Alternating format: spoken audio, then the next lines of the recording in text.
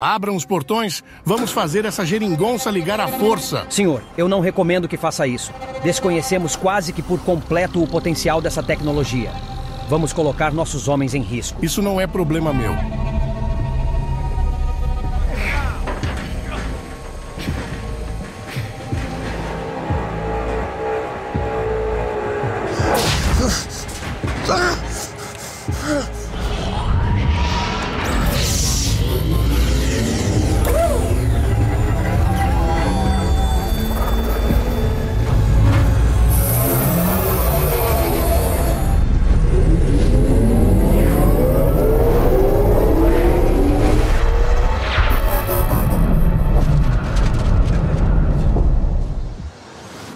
Finalmente funcionou. Em 10 de agosto de 2003, em Dubna, na Rússia, físicos nucleares russos e americanos no Instituto Conjunto de Pesquisas Nucleares dispararam um feixe de átomo de cálcio contra um alvo do elemento 95, dentro de um acelerador de partículas. A colisão resultou na criação de um dos átomos mais pesados já observados, o elemento 115. O que esse elemento tem de especial? A maioria desses elementos, além do urânio, existe apenas por uma fração de segundo. Eles estão lá e depois desaparecem novamente. No entanto, nós, físicos, acreditamos que podemos aproveitá-los para criar energia nuclear em uma escala muito mais eficiente do que o plutônio. E que variações dele poderiam ser estáveis e, eventualmente, fornecer combustível para uma nave espacial. Essa tecnologia pode alterar absolutamente e instantaneamente nosso mundo, além de nossa imaginação mais selvagem. E poderia fazê-lo tão rapidamente que seria um choque para a consciência humana. Os esforços do governo para tentar ocultar a existência da Área 51. Antes mesmo da descoberta do elemento 115, também conhecido como Moscovium, houve menção a ele como uma suposta fonte de energia para espaçonaves que se acidentaram na Terra. Essas espaçonaves supostamente teriam sido construídas e utilizadas por seres de um planeta em um sistema estelar distante, sendo mantidas em segredo em um local altamente confidencial nos Estados Unidos, a Área 51.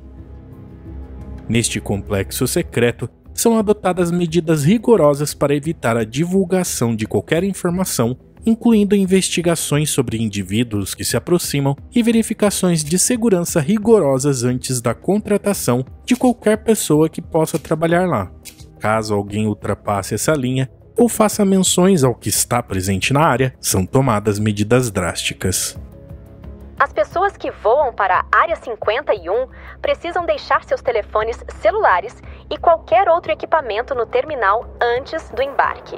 Se alguém não é autorizado a ver alguma parte da base, eles fecham a cortina do avião durante a aterrissagem. O nível de segredo neste local é tão alto que por muito tempo o governo dos Estados Unidos negou a existência da base. Questionado pela primeira vez em 1969, quando uma reportagem do jornal Los Angeles Times revelou a existência de uma base militar secreta no deserto de Nevada, o governo negou sua existência, afirmando que se tratava apenas de um campo de testes. No entanto, isso começou a mudar nos anos 90, quando uma mulher chamada Ellen Frost processou o governo, alegando que seu marido Robert Frost havia sido exposto a produtos químicos perigosos enquanto trabalhava na construção da base. O governo naquela época optou por negar a existência da base e recusou-se a divulgar informações sobre os produtos químicos manuseados, temendo que isso revelasse os tipos de testes que estavam sendo conduzidos ou as aeronaves envolvidas. Nesse meio tempo, enquanto críticos questionavam o propósito de uma base militar secreta, no deserto de Nevada, um pedido feito com base na Lei de Liberdade de Informação forçou a CIA a finalmente reconhecer a existência da Área 51 em 2013. Foi aí que finalmente informações começaram a surgir. A base foi estabelecida em 1955, no auge da Guerra Fria entre Estados Unidos e a União Soviética, com o objetivo de ser uma instalação secreta para o teste e desenvolvimento de aeronaves experimentais. O principal propósito era criar aviões capazes de voar em altitudes elevadas e atingir velocidades supersônicas para conduzir missões de espionagem e reconhecimento em território inimigo.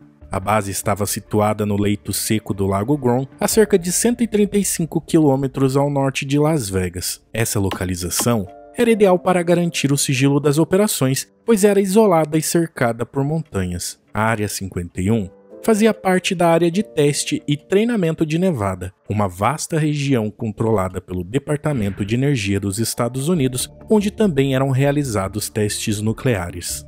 A designação Área 51 foi atribuída porque representava o setor 51 dessa região. A segurança da base era mantida por rigorosas medidas de proteção e restrição de acesso tanto para o público quanto para o espaço aéreo. Algumas pessoas autorizadas tinham permissão para entrar na área, que era vigiada por guardas armados, sensores de movimentos e câmeras de vigilância. Aqueles que tentassem se aproximar sem autorização eram advertidos, detidos ou, em situações extremas, sujeitos a medidas mais severas, incluindo a possibilidade de serem mortos.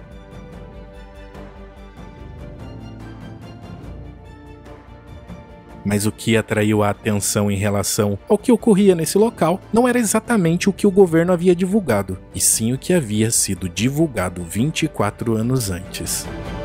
A denúncia de Bob Lazar sobre os segredos da Área 51. Em 1989, um homem chamado Robert Scott Lazar, conhecido como Bob Lazar, ganhou destaque devido a uma alegação extraordinária. Ele afirmou ter trabalhado em uma instalação ao sul da Área 51, um local subterrâneo, que ele se referiu como Setor 4. Essa narrativa veio à tona por meio de uma série de entrevistas detalhadas conduzidas pelo jornalista de Las Vegas, George Knapp. Na época, Lazar revelou detalhes sobre sua experiência durante o período em que esteve empregado. Isso veio de outro lugar, quer dizer, por mais bizarro que seja acreditar nisso, mas quero dizer, está lá, eu vi e sei qual é o estado atual da arte e na física, e não é possível fazer aquilo. O físico e empresário americano alega ter trabalhado no Laboratório Nacional de Los Alamos, antes de ingressar no misterioso Setor S4. Esse laboratório federal pertence ao Departamento de Energia dos Estados Unidos, sendo administrado pela Universidade da Califórnia e localizado em Los Alamos, no Novo México. E o que ele estava prestes a revelar cairia como uma bomba em relação à possibilidade de estarmos sozinhos ou não no universo. Bem, há vários.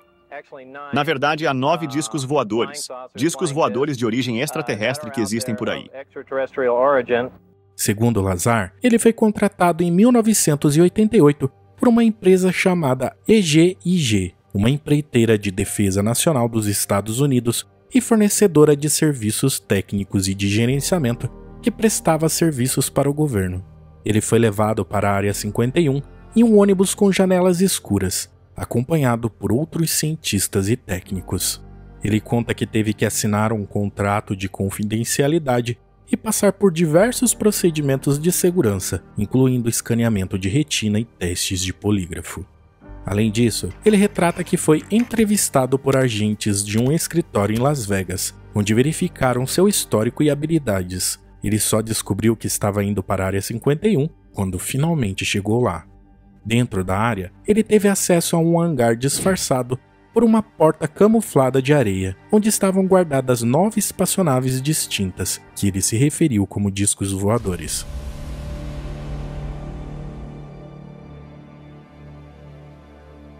Descrevendo cada nave com cerca de 9 metros de diâmetro, formato circular e aerodinâmico, ele também relatou que as naves eram construídas a partir de um metal cinza escuro e liso, o qual parecia mudar de cor sob diferentes condições de iluminação.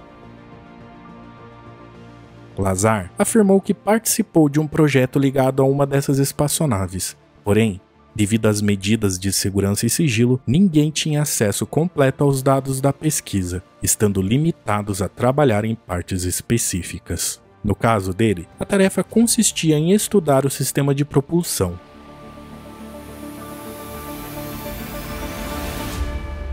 Sua função era realizar engenharia reversa, ou seja, tentar compreender e reproduzir o funcionamento da espaçonave. Ele também revelou ter tido acesso a documentos confidenciais sobre a origem e a história das espaçonaves, assim como de seus ocupantes. Esses documentos indicavam que os seres eram originários do sistema estelar Zeta Reticuli, um sistema estelar binário localizado a cerca de 39 anos-luz da Terra, na constelação de Reticulum. E que, segundo ele, esses seres estariam visitando a Terra há milhares de anos. Esses registros também mencionavam a existência de distintas espécies extraterrestres, algumas bastante hostis e outras amigáveis. O que chamou a atenção na denúncia foi que muitas das informações realmente se alinhavam, e outras informações que na época não eram públicas foram confirmadas anos depois, demonstrando uma certa veracidade. Isso inclui a própria existência da Área 51, o Setor S4 e a presença do elemento 115 mencionado anteriormente, que foi anunciado pelos russos somente 14 anos após a denúncia de Lazar. Lazar afirmou que trabalhou na Área 51 por aproximadamente 6 meses, até dezembro de 1988. Em sua denúncia, ele demonstrava preocupação com sua segurança e de sua família. Neste meio tempo, buscas e apreensões foram conduzidas várias vezes em seus endereços. Ele alega que os seus registros do seu trabalho na Área 51 e no laboratório de Los Alamos foram manipulados para ocultar sua passagem numa tentativa de descredibilizar suas denúncias. Mas algumas investigações independentes demonstraram que nem tudo foi ocultado. Inicialmente comecei a ligar para Los Alamos apenas para ouvir a negação. Não temos registro de um sujeito chamado Bob Lazar. Porém, a lista telefônica do laboratório de Los Alamos trazia seu nome à vista. E finalmente, depois de frustrações, eles admitiram: sim, temos um registro dele aqui. O ex-piloto da Força Aérea, Capitão David Freyhalf, trabalhou na Área 51 de 1979 a 1985. E embora nunca tenha presenciado tecnologia alienígena, ele afirma que o relato de Bob Lazar sobre as instalações são extremamente precisas. Quando eu estava lá, sabíamos sobre o S4, mas não sabíamos o que eles faziam. Tudo o que sabíamos é que havia certas pessoas que pegavam o 737 de manhã. E quando chegávamos na Área 51, eles seguiriam em uma direção diferente em um ônibus, seguindo para o norte, subindo em direção dos hangares livres. A estrutura da base militar superprotegida no deserto de Nevada. Ao longo dos anos, várias camadas de segurança foram reveladas na Área 51. Ela possui dispositivos que detectam a presença humana, sensores de movimento, câmeras de segurança e alarmes sonoros. De acordo com a BBC, placas de advertência estão presentes, proibindo a entrada de pessoas não autorizadas e alertando sobre o uso de força letal. A cerca que circunda a área tem cerca de 37 km de comprimento, cobrindo uma área total de 155 km². De acordo com a CNN, uma das maiores pistas da base tem cerca de 3,7 km de comprimento e foi construída em 1991 para acomodar o avião espião Lockheed A-12 Oxcart, capaz de voar em velocidades supersônicas. Embora não haja confirmação oficial, muitas fontes concordam que o hangar da base é um edifício subterrâneo capaz de abrigar até 20 aviões. Ele possui portas deslizantes que se abrem para permitir a entrada e saída de aeronaves, além de um sistema de ventilação que evita que o calor dos motores seja detectado por satélites espiões. O complexo de laboratórios da base é utilizado para pesquisar e desenvolver novas tecnologias relacionadas à aeronáutica, eletrônica, energia, armamento e defesa. Alguns dos projetos conduzidos na área incluem o U-2 Dragon Lady, um avião de reconhecimento de alta altitude que no passado foi capaz de voar acima dos radares soviéticos e tirar fotos aéreas.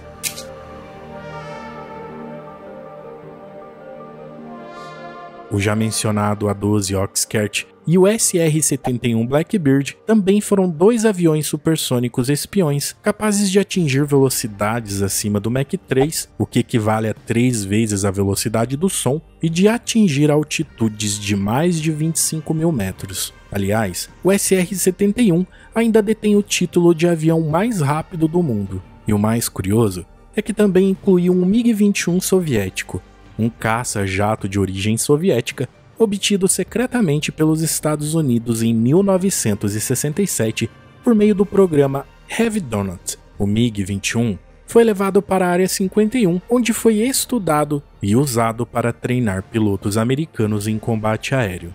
A base também incluía um Boeing YF-118G Ave Rapina, que era um protótipo de avião furtivo experimental que utilizava a tecnologia chamada de curving para diminuir sua detecção por radar. O protótipo foi testado na Área 51 em 1996, mas nunca entrou em produção. De acordo com investigações conduzidas pela BBC e pela CNN, a comunidade residencial da base é composta por cerca de 1.500 pessoas, entre militares e civis, que trabalham na instalação. Surpreendentemente, apesar da presença de guardas e de alta tecnologia, visitas guiadas são oferecidas ao público, e apesar das placas de advertência, as pessoas continuam se aproximando para observar o que ocorre ali. No entanto, os militares deixaram claro que isto não é uma coisa recomendável. É tanto que eles chegaram a desapropriar terras vizinhas na tentativa de manter os mais curiosos afastados. E hoje o ponto de observação mais próximo da base está a mais de 30 quilômetros do complexo. Ali, se passar aquela cancela, eles já têm autorização para atirar na gente. É, sem dó, assim. Eles não querem mesmo que a gente saiba o que tem lá dentro. É. Beleza. Acho que é hora de vazar. Gente do céu, apitou. Vamos embora, amor. Depois põe o cinto. Meu Deus do céu. Gente, que horror. Acho que a gente passou um pouco do limite. Nossa senhora, amor do céu. Durante uma dessas visitas motivadas pela curiosidade, ocorrida em janeiro de 2019, um homem tentou invadir a base de carro e foi morto a tiros. Isso reforça que reações drásticas são esperadas se alguém tentar invadir o local. Penso que sim. No verão de 2019, logo após a entrevista de Bob Lazar, no podcast de Joe Rogan, um estudante universitário chamado Matthew Roberts teve uma ideia questionável. Ele criou um evento no Facebook intitulado Invasão à Área 51, e para surpresa de todos, o evento se tornou viral, acumulando milhões de confirmações em poucos dias. Achei que o FBI estaria batendo na minha porta agora, mas ninguém apareceu. Ninguém entrou em contato comigo. Diante da repercussão, as autoridades militares dos Estados Unidos não demoraram a reagir, emitindo um alerta oficial de que qualquer tentativa de ultrapassar o perímetro da Área 51 teria consequências graves. No final, algumas milhares de pessoas se reuniram na entrada, mas ninguém tentou invadi-la. Dê uma olhada ao vivo agora no que estamos vendo. Vimos muitos socorristas e outros membros de apoio em torno desta pequena comunidade de Rachel, Nevada, quando estávamos a caminho há cerca de 1h30. Aqui está uma visão da área agora mesmo. Há muitos trailers e RVs, porque não há quartos de hotel nesta área isolada. Mas nos disseram que pessoas de todo o mundo e especialmente de todo o país estão chegando para ver o que acontece após a ideia viral de invadir a Área 51, essa base militar secreta que não está muito longe daqui. As autoridades esperam que até 30 mil pessoas apareçam durante o curso deste festival de música de 3 dias, que começa esta noite. De volta aqui ao vivo, teremos muito mais da pequena comunidade de Rachel, Nevada, às 6h30. As tentativas de replicação de tecnologias extremamente avançadas de outras civilizações. A maioria dos informantes ligados a essa base menciona a possibilidade de cientistas estarem estudando partes de naves extraterrestres. Eles alegam que conseguiram compreender e fabricar algumas partes mais básicas, como ligas de metais mais resistentes. Graças a essas descobertas, foi possível utilizá-las para tornar os aviões atuais mais ágeis e resistentes. No entanto, segundo eles, sistemas tecnológicos altamente complexos, que possivelmente envolvem elementos como propulsão ou sistemas de defesa inovadores, ainda estão além do nosso alcance, e os cientistas continuam quebrando a cabeça para entender como funcionam e há décadas tentam replicá-los. Porém, até o momento, os resultados não foram animadores. De todas essas histórias envolvendo tecnologia alienígena e aeronaves militares, um caso que se destaca como o mais famoso é o incidente de Roswell em 1947. Quando relatos indicaram a suposta queda de uma nave extraterrestre perto da cidade de Roswell, no Novo México. De acordo com denunciantes, é neste local que os destroços e restos biológicos do incidente estão localizados e têm sido estudados e reproduzidos desde então. Fortalecendo ainda mais essas alegações, nos últimos anos de sua vida, um indivíduo que afirmava ter sido agente da CIA fez revelações intrigantes sobre a famosa Área 51. Utilizando o pseudônimo Agente Cooper, ele afirmou que os rumores sobre alienígenas na Área 51 eram verdadeiros e descreveu ter testemunhado seres extraterrestres e os destroços de uma nave espacial. Levou-nos cerca de 20 ou 24 quilômetros para o sul até o S4, onde havia aberturas de diferentes portas de garagem. Nessas aberturas, eles tinham diferentes naves em forma de pires. A primeira delas era a nave de Roswell e estava meio destroçada, mas aparentemente todos os alienígenas que estavam nela morreram, exceto por alguns. Então, você viu a nave de Roswell e quais são algumas das outras que você viu? Bem, a nave de Roswell era realmente estranha, porque parecia papel alumínio muito pesado. Aluminum foil.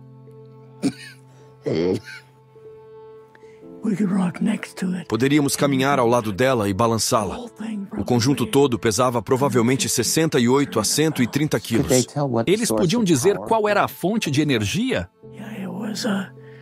Sim, era uma espécie de dispositivo gravitacional, algo assim.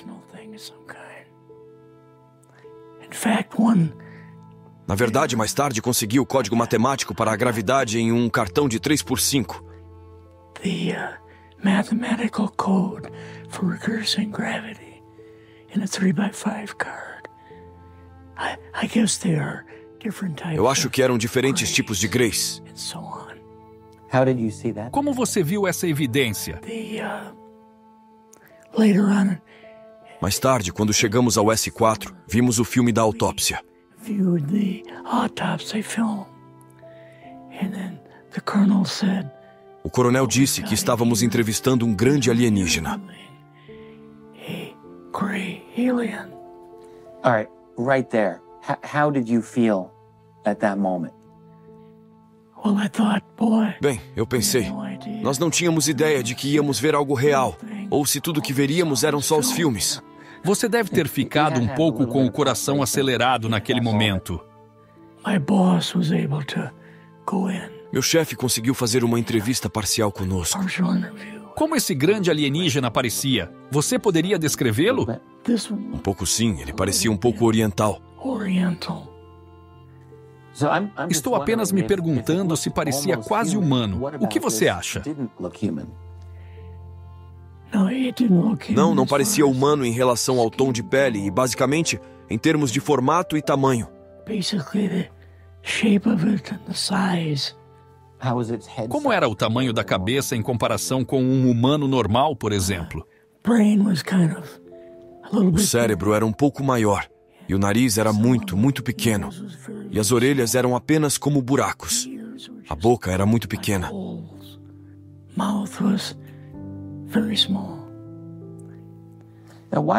Por que eles estavam te levando lá, afinal, para ver um alienígena? Qual era o objetivo? Voltar e contar ao presidente que eles realmente tinham um. Então, ele não sabia disso neste momento. Não sabia que havia um alienígena no S4. Não. O que você fez na Área 51 depois? Você tinha acabado ou você teve outras coisas para ver? Sim, basicamente tínhamos terminado e voltamos para a Área 51.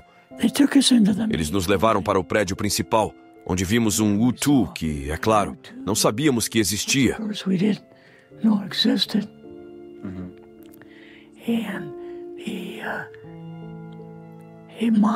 E um modelo do SR-71, o Blackbird.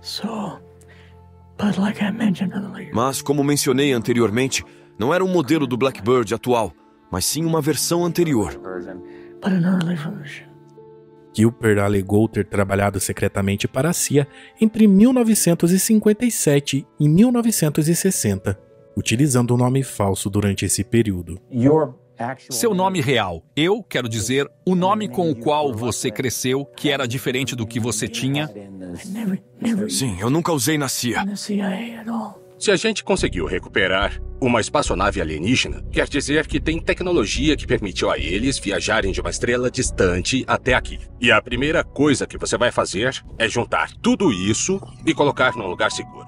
E a pesquisa de elementos existentes em sistemas estelares com 2 ou mais estrelas. Dubna é um centro de excelência em pesquisa de elementos superpesados, que tem a capacidade de gerar grandes quantidades de energia. Isso se alinha com o que o Bob Lazar mencionou como o segredo primordial dos... Tecnologia extraterrestre. Não é só uma questão de pegar uma aeronave nossa e construir outra mais rápida. É um salto quântico. É um novo paradigma. É a virada de jogo definitiva. Quem conseguir primeiro a tecnologia alienígena, vence. Fim de jogo. Segundo Bob Lazar, esses elementos são utilizados por meio de 3 reatores cilíndricos na parte inferior da nave, que acabam gerando um campo gravitacional artificial. Ele explicou que a nave emprega esses elementos de modo a produzir uma considerável quantidade de energia e criar uma distorção no espaço-tempo. Isso permite que a nave se mova em qualquer direção e até mesmo deslocar entre dimensões. Para alcançar esse efeito, a nave precisa manter sua base voltada para o destino. Esse detalhe dado por Lazar é bastante curioso quando comparamos com os registros militares que mostram o padrão de movimento de objetos voadores não identificados. Eles se movimentam exatamente conforme descrito por Lazar. Considerando os muitos acertos de suas alegações, é difícil não acreditar que o governo possa estar ocultando algo, porque a quantidade de informações precisas torna improvável que isso tudo seja mera coincidência.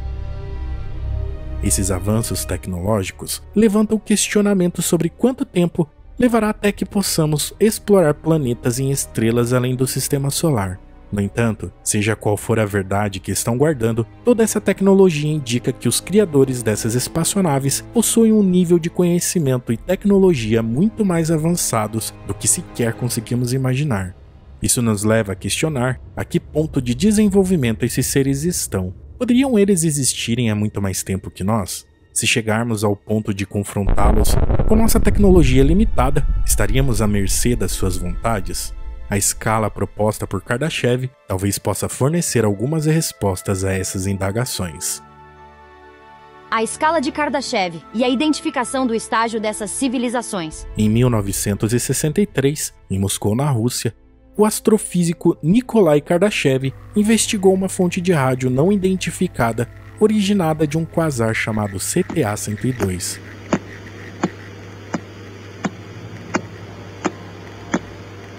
Esse quasar está localizado na constelação de Pégaso, a aproximadamente 8,7 bilhões de anos-luz de distância de nós. Isso significa que a luz que estamos observando dele hoje data de quando o universo tinha apenas 5 bilhões de anos de idade, e atualmente ele está se afastando de nós a uma velocidade absurda.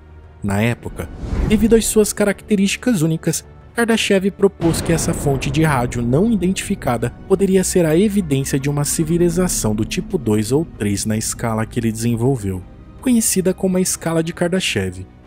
Essa escala é um sistema de classificação que divide as civilizações em 3 níveis, baseados na sua capacidade de aproveitar energia. Uma civilização do tipo 1 teria o controle sobre a energia equivalente ao de um planeta inteiro. Eles seriam capazes, por exemplo, de manipular o clima, terremotos e vulcões. Uma civilização do tipo 2 dominaria a energia de uma estrela. Eles colonizariam planetas próximos, algo semelhante à Federação de Planetas em Star Trek. Em seguida, temos o tipo 3, que seria uma civilização galáctica. Ela exploraria as rotas interestelares e aproveitaria o poder dos buracos negros, o que se assemelha ao Império de Star Wars. Nessa escala cósmica, onde nos encaixamos? Controlaríamos as estrelas? Controlaríamos as galáxias? Nenhuma dessas respostas é a correta. Isso nos coloca no tipo 0 dessa escala. Afinal, nós ainda obtemos nossa energia a partir de recursos fósseis. Alguns cientistas sugerem que se os seres humanos alcançarem até mesmo o que Kardashev chamou de civilização tipo 1, nossa compreensão atual das leis do universo seriam drasticamente transformadas. E esse evento foi a primeira iniciativa oficial soviética na busca por inteligência extraterrestre. e inspirou Kardashev a especular que civilizações alienígenas poderiam existir e estar a milhões ou até bilhões de anos à nossa frente. Hoje, alguns dos meus colegas dizem: isso é besteira. As estrelas estão tão distantes que os alienígenas não podem nos alcançar. Mas isso assume que eles são apenas do tipo 1. O que acontece se eles estiverem 1000 anos à nossa frente? Ou para uma civilização do tipo 3, 100 mil anos mais avançados que nós?